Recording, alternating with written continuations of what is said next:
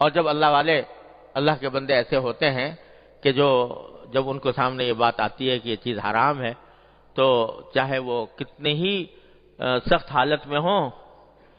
اللہ تعالیٰ ان کو توفیق دیتا ہے اور وہ بچتے ہیں حرام سے۔ اور پھر مشاہدہ یہ ہے کہ اس کے بعد اللہ تعالیٰ کی طرف سے دروازے کھلتے ہیں، ایسے کھلتے ہیں کہ یرزقہ من حیث لا یحتسب، قرآن فرماتا ہے وَمَن یتق اللہ یرزقہ من حیث لا یحتسب، جو اللہ تعالیٰ کا خوف دل میں رکھتا ہو، تقوی رکھتا ہو، اس کو اللہ تبارک و تعالیٰ ایسی جگہوں سے رزق عطا فرماتے ہیں جہاں سے اس کا گمان بھی نہیں ہوتا، اللہ تعالیٰ فرماتے ہیں، اور اس کا مشاہدہ کرا دیتے ہیں اللہ تعالیٰ۔ مجھے یاد ہے ایک مرتبہ ایک نوجوان میرے پاس آئے اور انہوں نے آ کے بتایا کہ وہ ایک انشورنس کمپنی میں ملازم ہے، اور انہوں نے جو کچھ علم حاصل کیا وہ سارا انشورنس ہی کا علم حاصل کیا، وہ ایک ایکچوری کا علم کہلاتا ہے۔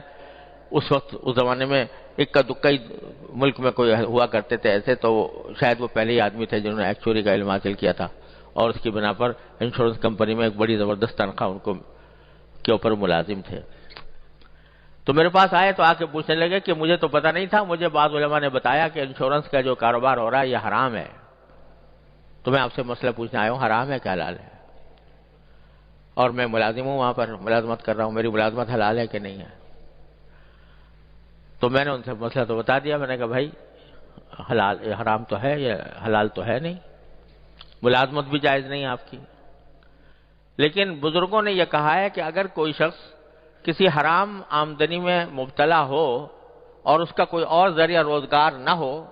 تو اس کو چاہیے کہ دوسرا کوئی ذریعہ حلال تلاش کرے، اور جب تک حلال نہ ملے اس وقت تک استغفار کرتا رہے اور اس کو جاری رکھے، استغفار بھی کرتا رہے اللہ تعالیٰ سے، اور جو ہی دوسرے کوئی حلال ذریعہ مل جائے تو اس کو چھوڑ دیں۔ تو آپ کے لیے گنجائش یہ ہے کہ آپ اس طرح دوسرا روزگار تلاش کریں جیسے ایک بے روزگار آدمی تلاش کرتا ہے، اور جب مل جائے تو چھوڑ دیں۔ تو اس نوجوان کو اللہ تعالیٰ نے کیا پتہ نہیں اس کے کو عظیمت عطا فرمائی تھی، وہ کہنے لگا مفتی صاحب میں آپ سے مسئلہ پوچھنے آیا ہوں، مشورہ لینے نہیں آیا، مسئلہ پوچھنے آیا ہوں، مشورہ لینے نہیں آیا۔ جب آپ نے کہہ دیا کہ حرام ہے تو بس حرام ہے، آج سے ہی میں نے چھوڑ دیا، اور مجھے اللہ پر بھروسہ ہے کہ اللہ تعالیٰ مجھے بھوکا نہیں مارے گا، جب حرام ہے تو حرام ہے۔ یہ جملہ اس کا مجھے آج تک یاد ہے کہ اس نے کہا مفتی صاحب میں آپ سے مسئلہ پوچھنے آیا ہوں، مشورہ لینے نہیں آیا، جب کہہ دیا حرام ہے تو حرام ہے، آج سے ختم۔ پھر اللہ تعالیٰ نے اس کو اتنی عزت دی، اتنی پھر ایک دوسری ملازمت اس کو ملی، اور ساری ملک میں اس کی عزت ہوئی، شاید باہر بھی چلا، بہت عرصے سے مجھے پتہ نہیں کہاں ہے، لیکن مجھے پتہ چلا کہ اللہ تعالیٰ نے اس کو غیب سے اس کے لیے دروازے کھولے۔ ایک مثال نہیں، سینکڑوں مثالیں ہیں۔ ہوتا کیا ہے کہ شروع میں انسان یہ بہکاتا ہے، شیطان یہ بہکاتا ہے کہ اگر تو نے یہ حرام کام چھوڑ دیا تو تو بھوکا مر جائے گا، تیرے لیے مشکلات کھڑی ہو جائیں گی۔ لیکن جب اللہ کا بندہ کوئی اللہ پر بھروسہ کر کے چھوڑتا ہے تو اللہ تبارک و تعالیٰ اس کے دروازے کھولتے ہیں۔ ابھی ہمارے قریبی میں آپ سب لوگ جانتے ہو، یہ جو بیچارہ جو نوجوان ہمارے ہاں مدفون ہے، جنید جمشید مرحوم، اس کی مثال دیکھ لو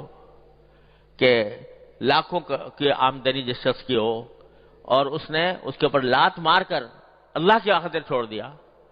کیا اللہ تبارک تعالیٰ نے اس کو وہ مقام اس کو اس جگہ پر بھی کبھی نہ ملتا جو آج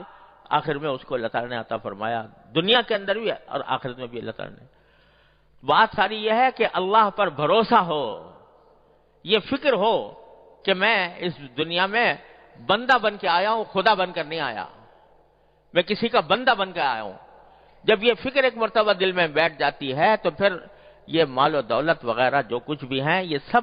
ہیچ در ہیچ ہو جاتے ہیں۔ پھر اصل فکر انسان کی یہ ہوتی ہے کہ مرنے کے بعد کیا ہوگا، اگلے لمحے کچھ پتہ نہیں میری موت کب آ جائے، اگلے لمحے میں دنیا سے رخصت ہو سکتا ہوں، بیٹھے بیٹھے جا سکتا ہوں، اور آنکھوں سے مناظر دیکھتا ہوں کہ